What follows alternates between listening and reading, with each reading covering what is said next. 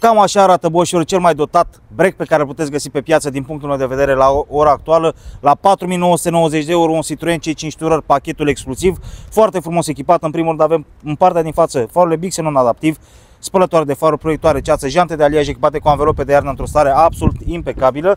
La partea de interior mașinuța este spectacol. De ce? Pentru că în primul rând avem scaunele ce ne oferă un confort de seria 7DS, se rup de aici de la jumate, scaunele sunt full electrice, masaj în scaune și scaunele din față sunt încălzite cu memorii, 4 geamuri electrice, oglinzi electrice, faruri automate, volan comenzi, pilotul automat, cutie de viteză automată, dacă poți filma puțin consola centrală pentru a vedea că avem și pernele, da? Foarte important pentru această mașinuță. Mașina este pe perne, modul de condus sport, navigație este prezentă, climatronicul pe 2 zone, mașinuță ce arată într-o stare absolut impecabilă. Avem și perdeluțe în partea din spate, perdeluțele sunt prezente și portbagajul este acționat electric.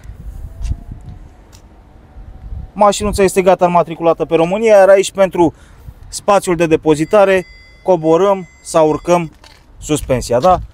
Cam așa arată boșilor o mașină la 4.990 de euro cu dotări de mașină de peste 100.000 de euro. Puteți achiziționa din parcul Boss Auto curată de la 0 la avans, buyback și absolut tot ce vă doriți la Boss Auto găsiți. Nu mai pierdeți timpul și veniți că vorbim numai rime, un Citroen C5 Tourer exclusiv, 4.990 de euro, motorizare pe benzină, că toți o căutați, 1.6, nu este 1.6 diesel ăla de-l găsim pe toate drumurile, este 1.6 benzină, cutie automată, perne full. Haideți!